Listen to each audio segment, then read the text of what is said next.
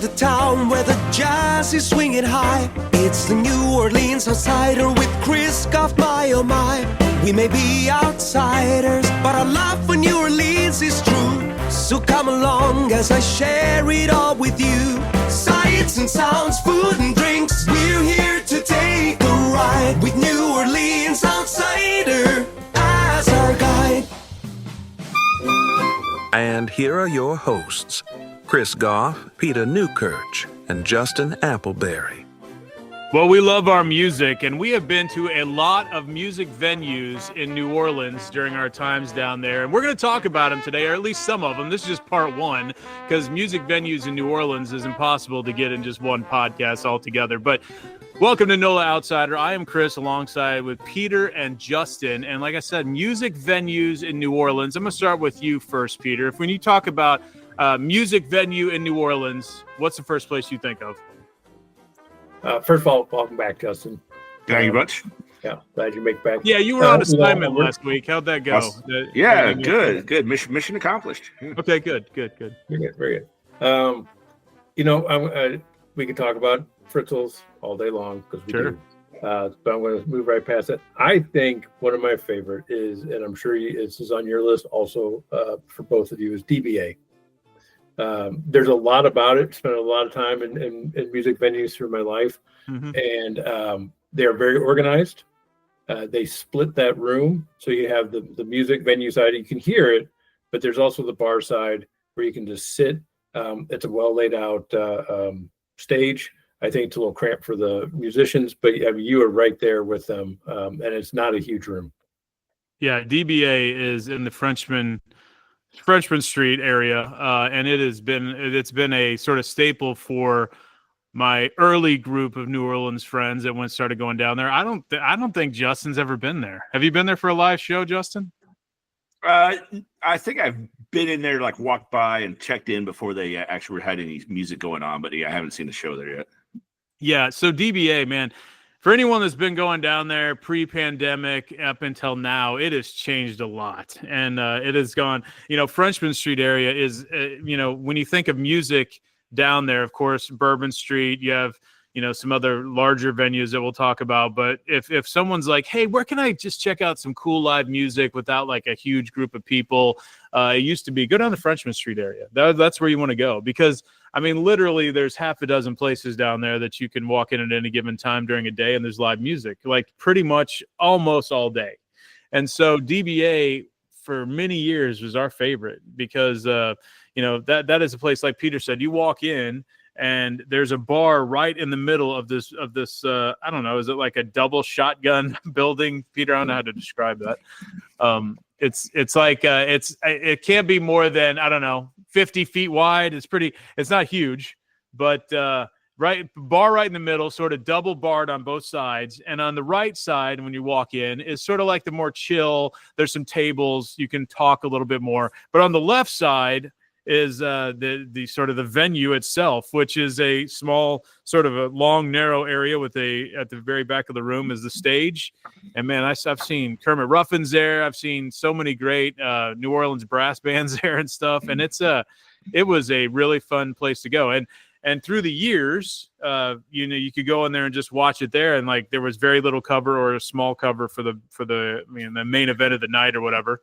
But then during COVID times, pandemic times, they opened up and they bought the land across the street, which was an art market, and they made it sort of an outdoor venue, which I've never seen a show over there, but that's when they started charging, I don't know, $20-$30 for tickets and bigger name bands, stuff like that over there. So that is really, Peter, that's really evolved.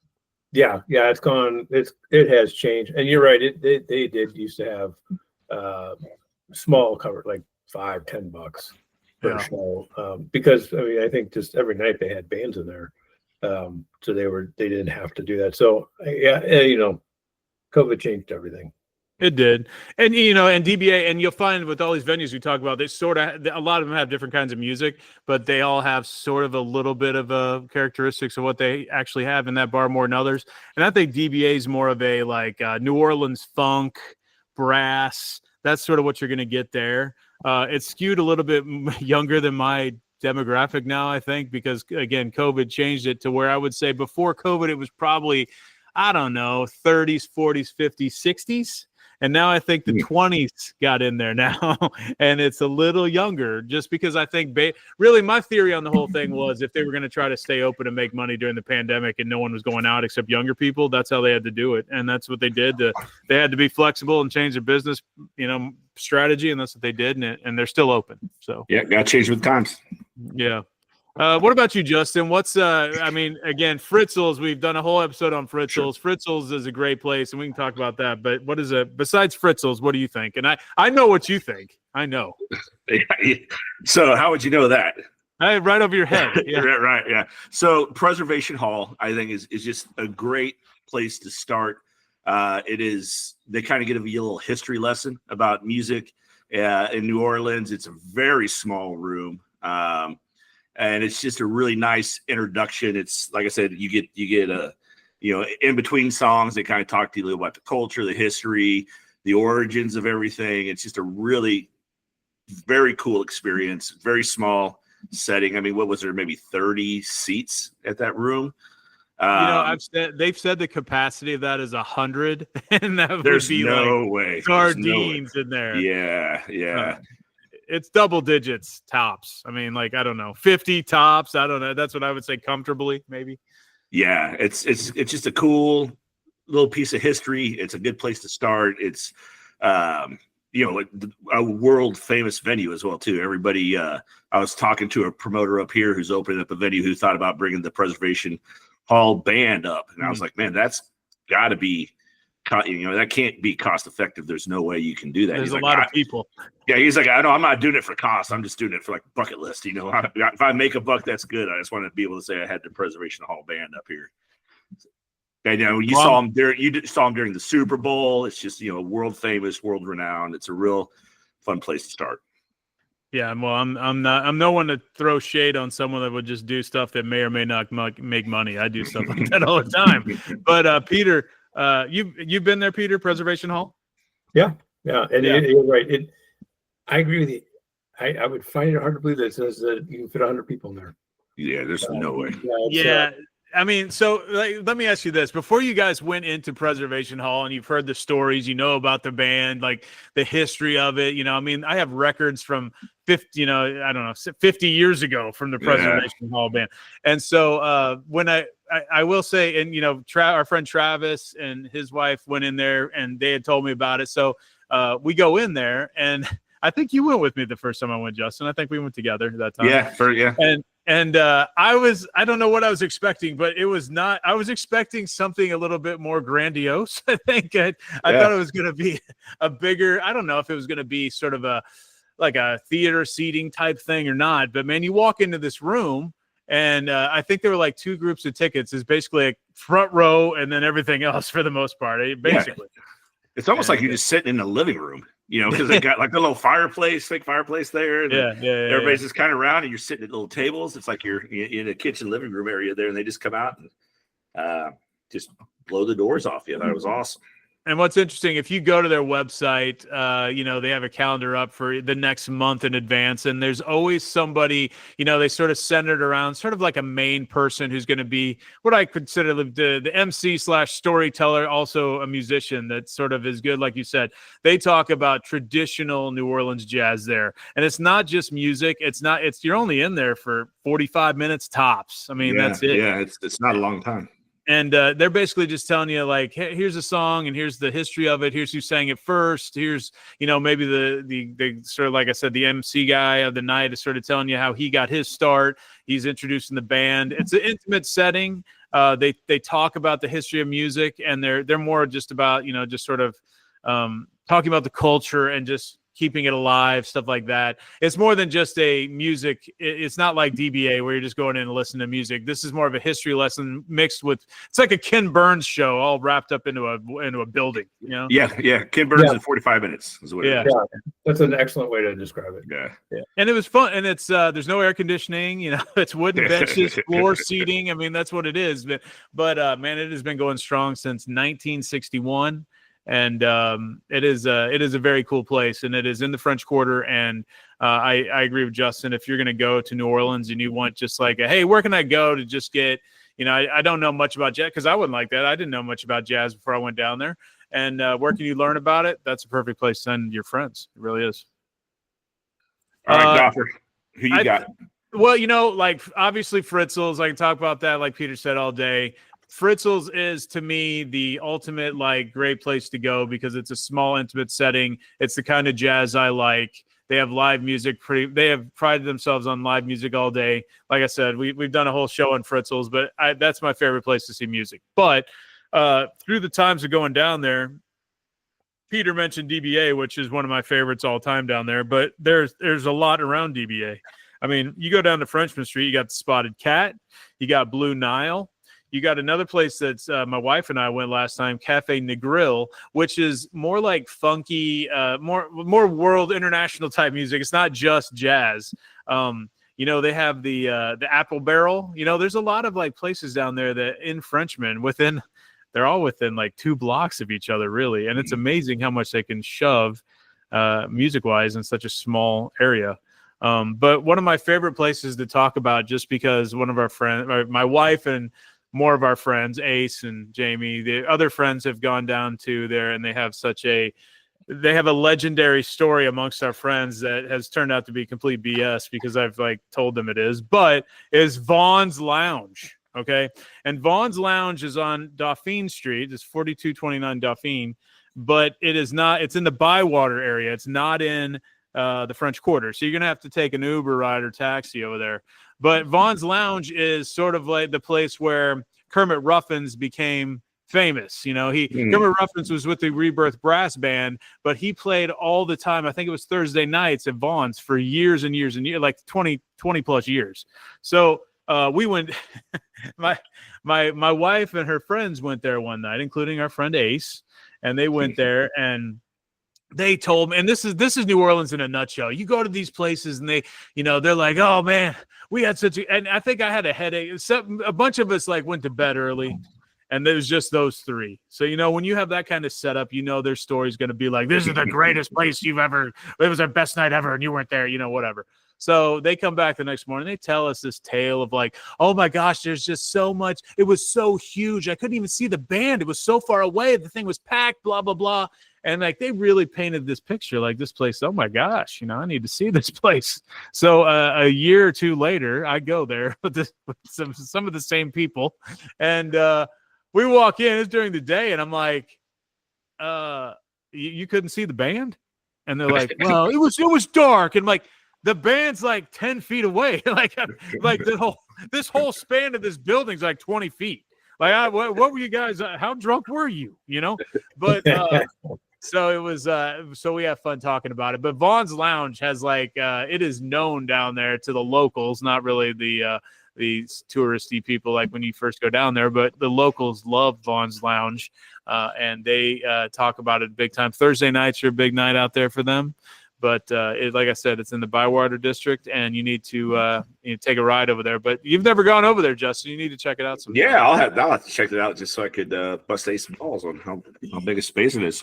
Exactly. Well, Kermit Ruffins, he has that album live at Vaughn's, which is and he obviously taped it there. And Kermit Ruffins, who, by the way, very happy to get out of the bar business lately. Kermit Ruffins. Man after my own heart. That man is after my own heart. when he was posting that, I'm like, I totally understand how you don't want all that responsibility, Kermit. I do. But yeah, he is still his way around everywhere. Do you know who bought his joint? Or no? Well, you were the one. Didn't you talk to him? Yeah, he told me he was selling it, but then he hit that post where he was still going to play, but he had finally like closed the deal. But I don't think he said who he sold it to. Well, I don't know anything about that, but I would assume like every good bar deal is sort of like, hey, you're like my right-hand person at this bar. You know what I should do? I'm going to let you run this for the rest of your life, and I'm going to give it all to you because you're such a good employee. That's what I would do. And maybe that's what he did. I don't know. But anyway, he's having a good time, like in his retirement. Not that he didn't before. I think every time I have a Kermit Ruffins show that I've tried to go to, he's at least 2 hours late. So, and he's really backstage doing something else. But let's see other places. The Spotted Cat, like I said, Snug Harbor Jazz Bistro, another place on Frenchman Street. We did not get to. I saw this list, Justin, and Bombay Club was on there, and we were not able to check out the Bombay Club music. We just ate there, So I don't know. You are right about. I mean, it's a couple blocks. Frenchman. Oh, the way people talk about it the first time, it's a little bit the same way. You're like, this must go on for miles, and it's not. It's blocks. It's more than two, but it's not nearly. But it's amazing how much music they pack into those couple of blocks, few blocks of music. I mean, every place is a music venue, and they all have a little bit different style. And it just depends on what you're up for that day and how much of a cover charge you want to pay.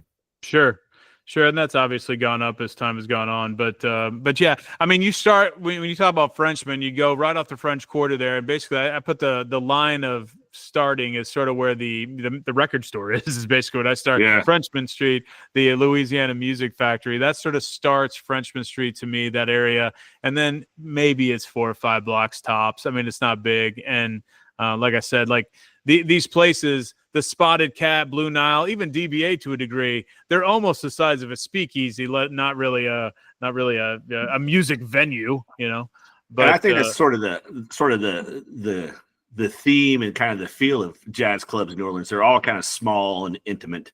You don't have a lot of big giant venues, and I think that adds to the mystique of it, or the romance. There's small clubs, you're kind of in there, you're right there close to the musicians. I think that's part of the charm. No, I agree. I mean, most of these places could only fit they're sort of like Preservation Hall. You can fit like 50 to 100, 50 to 80 people in their tops, or most of these places like the Spotted Cat. I mean, these and it is so much cooler. I think everybody thinks, as I get older, I think of this more. When you go into when I see Kermit Ruffins, I would rather see Kermit Ruffins in the Spotted Cat, where I could he's 10 feet away from me, and there's 75 of my closest friends, as opposed to seeing him, at the Midland here in Kansas City or something, where it's like, it's just he's just an ant on the stage, that's it. Right. But that's I mean, Frenchman Street is the place to go for a wide ranging music venues, and just for live music, it's a great place. And unfortunately, and Peter and I were talking about this, we want to maybe start going back there and see how it is. My wife and I went back there, and it's just skewed younger now, which is totally, like I said, makes sense to me, but it's just not what it was pre-pandemic. But you guys both being in the liquor business, like one of the things that I always notice is a giveaway of the expected age of the crowd is what the bar menu is. If there's a lot of vodka, and there's a lot of like PBR, it's like well in the 20s and down. Seltzers, the seltzers and the porks and the all the little gimmicky drinks like big ass beers. Get your 56 ounce plastic cup beer here. I did send some friends to Fritzl's on their first trip, and they're a little bit older than me, but they did not they liked the big ass beer places because the beers were like $4 instead of like 10 at Fritzl's, which is how you're paying for atmosphere there. You are. But if you're talking, you said, but we're talking about live bands, because I mean, if you just want to hear music being pumped at you, that's everywhere in the French Quarter, on corners. That's everything. We're talking specifically about live music venues. Justin, like you went here with me, and you were talking about places that are just intimate settings.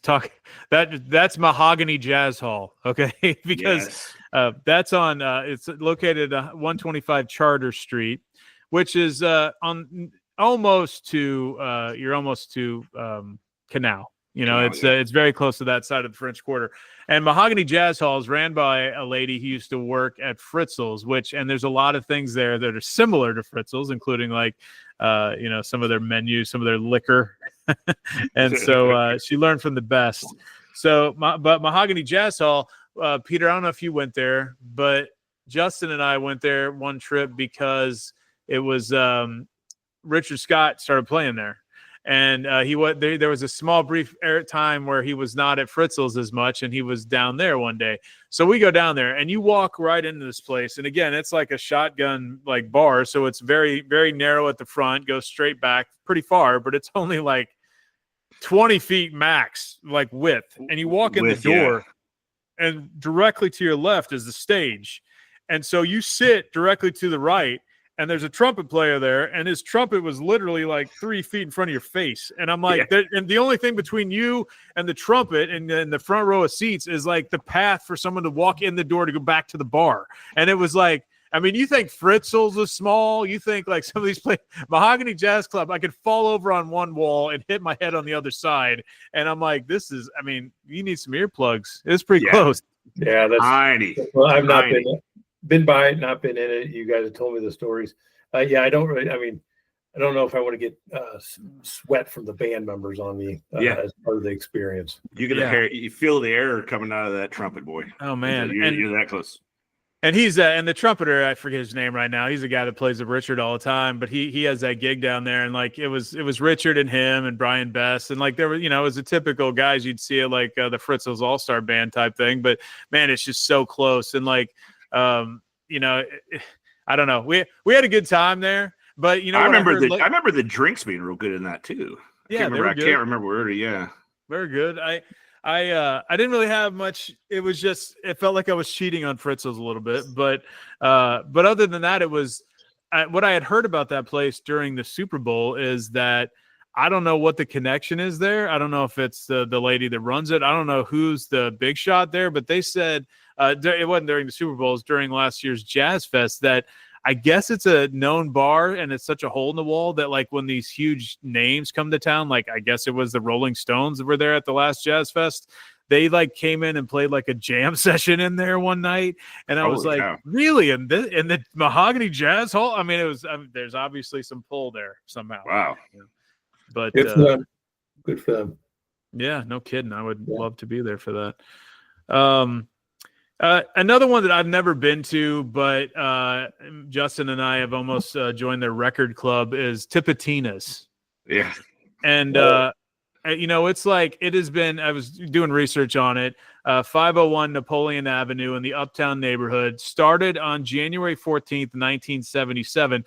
Founded by a group of local music enthusiasts as a dedicated performance space for the legendary R&B pianist Professor Longhair, who, by the way, and Peter and Charlotte, you bought me my first Professor Longhair record, and like he has a obviously well-known song called Tipitina, and he played it at Tipitina's regularly until he passed away in 1980. But this is a place that they have this really. I've heard nothing but awesome things about Tipitina's. We've never gone there because it's just not in the. It's not in the French Quarter area, so and it's a little bit bigger than your typical, it's a ticketed thing usually, it sounds like, and it's not something that we really have time to do, frankly. But when we're down there, they have a music club now where you can join this record club, and what they've done is they're sort of I think I forget the name of the band, but there's a guy who owns it now who used to be part of a sort of a funk band that was pretty well known in New Orleans, and he's reissuing these old records that have something to do usually with the venue itself, or that they had a long-standing relationship with the venue. But I had to get the Fats Domino record where it was one of his last performances, I believe, where he played at Tipitina's. And so they have a ton of stuff there that they put out that is connected with that place over the last 50 years, And I don't know. It's a place I definitely want to go to sometime, but I've never had the chance to go. I think don't they have a mural of Professor Longhair like behind the stage? I would assume they would. I mean, it's named after him. Yeah, I think when I was looking it up one time, I think there's like a in memoriam somewhere on the stage back behind there. Yeah, I mean, it's Galactic. Galactic is the name of the band. And they have some of those records in that music club I've seen, and so that made sense. But Dr. John, the Neville Brothers, Fats Domino, like they all went through there, and it's just a hallowed venue in New Orleans. But I don't know. Do you guys have any others that come to mind when you guys think of venues in New Orleans that you'd like to at least check out at some point, if you haven't already? There's a couple of, there's one called the Balcony Music Club, just known as BMC, and it's right on the edge of Frenchman. It's actually on Decatur, across from the record shop. Been in there, seen some shows. First time I wandered in there in the middle of the day during Pirate Week, which maybe someday we'll talk about all the random festivals down there. But those are great. Week, and there was a bunch of drunk pirates in there singing pirate songs.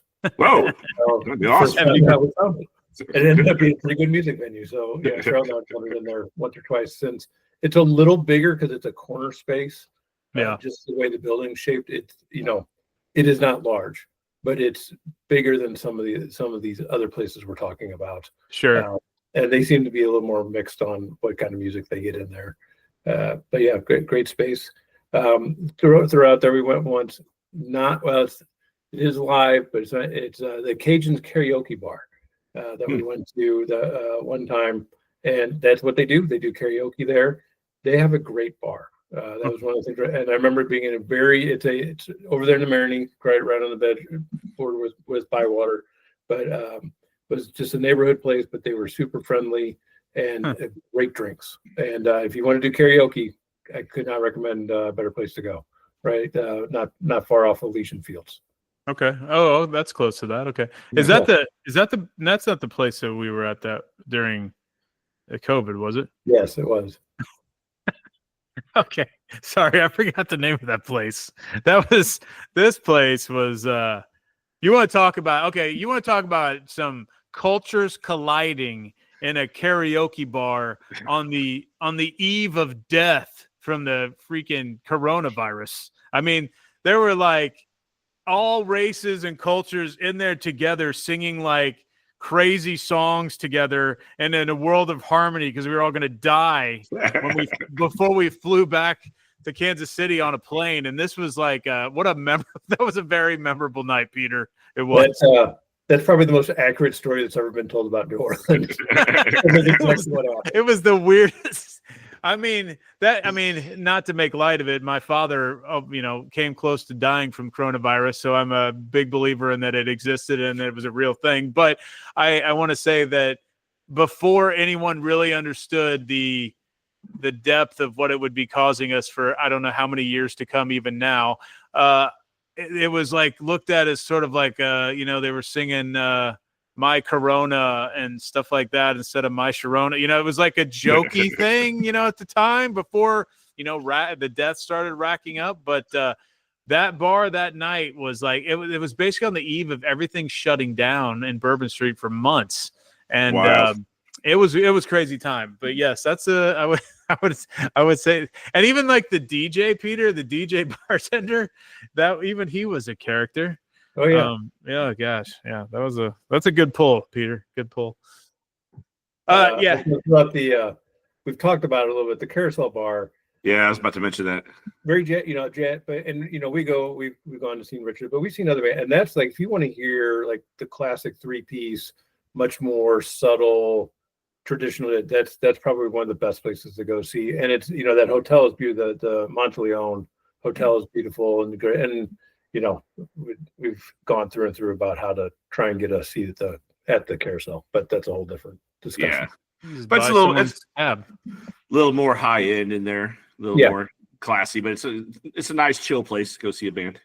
It's if you have someone in there you want to see, it's a great place to go see them because no one really knows who's playing because everybody's sort of in there to be fancy and they're like dressed up and not really paying attention. The music is more ambiance than it is like a destination band, right? So yeah, that's a good place for that. You bring up two other places that we've seen Richard at, but I also like the Fountain Lounge over at near the Sazerac Bar is. It's not my favorite place, but they do have live music inside the Roosevelt. Depending on who's there. I actually like their bartenders a lot. One of them went to go be a butler over at Caesar's Casino, but Umit was his name, good friend of mine.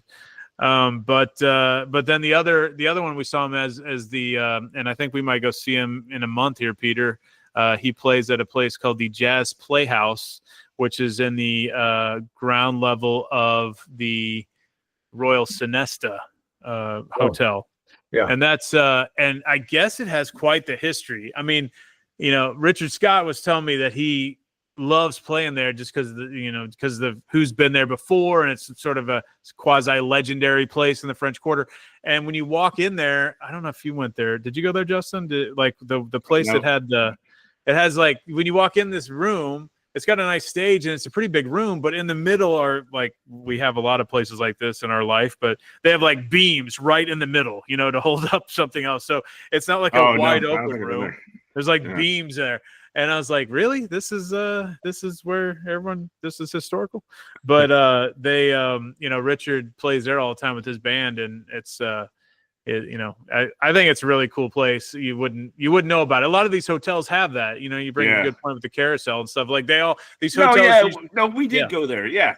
I know what you're talking about. Yeah, big open room, but there's beams that just block every view you can.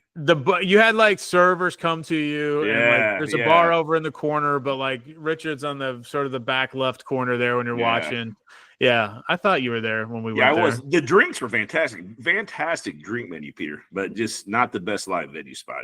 But the drinks menu was fantastic. Yeah. It's like a listen, not to look at, right? Yeah. There's a big beam in the way. Yeah.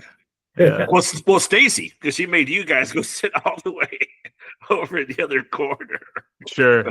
We were like in some comfortable, like they had like little sofa couches type things, and we were all sitting there chilling. You had to go sit at a wood. She couldn't see, so you had to sit at the wooden high top on the other side of the bar.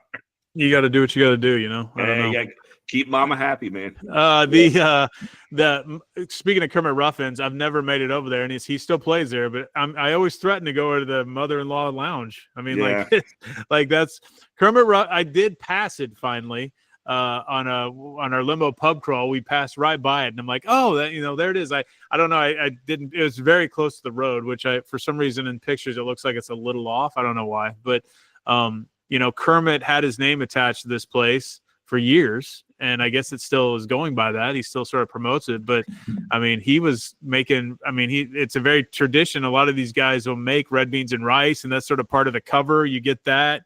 I famously didn't want to pay for that at Vaughn's Lounge once, and it became an issue, but that's a whole other story.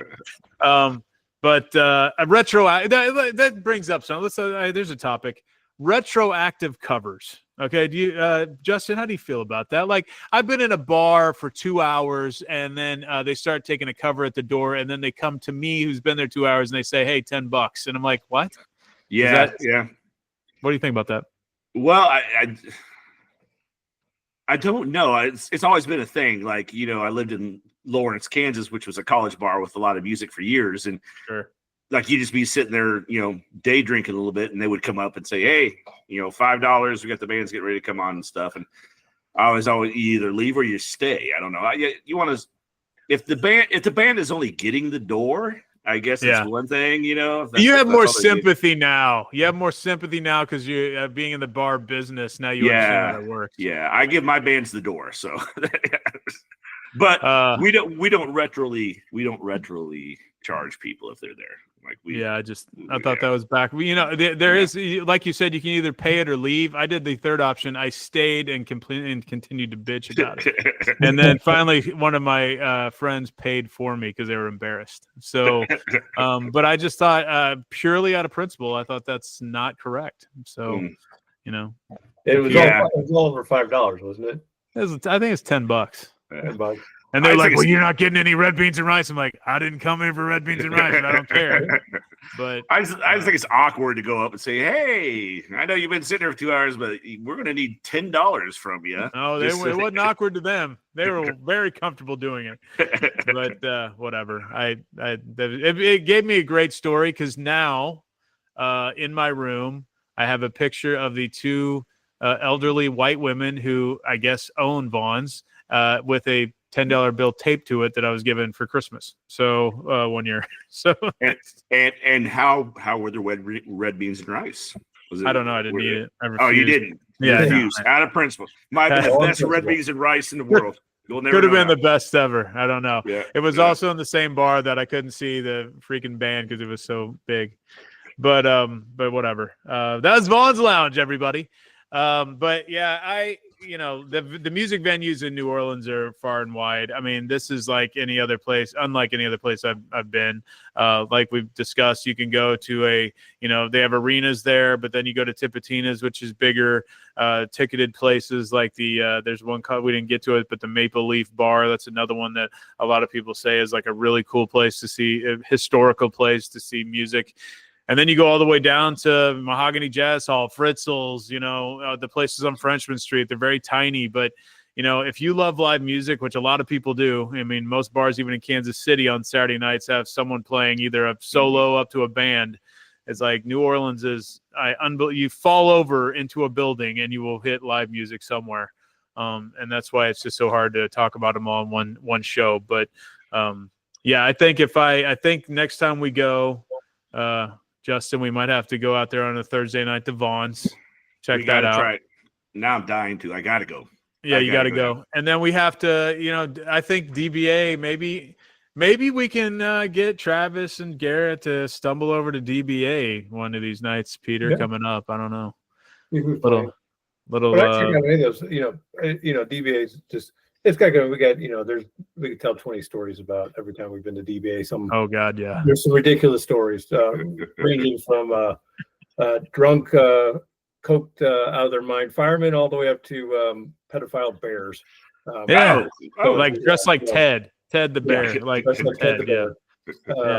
And there's like 20 stories in between that. But you met. I mean, all those other places, they all are great, and they all have great live music. So I'm hoping just going back and re-exploring Frenchman Street. Now that's been a couple years, and things have changed. It was. It's a cool place. It really was too. Back in at least historically for us, it was very cool to hang out. So if you go down to New Orleans, check out Frenchman Street because whether you know it from the past or now, you're going to find some great music somewhere down there.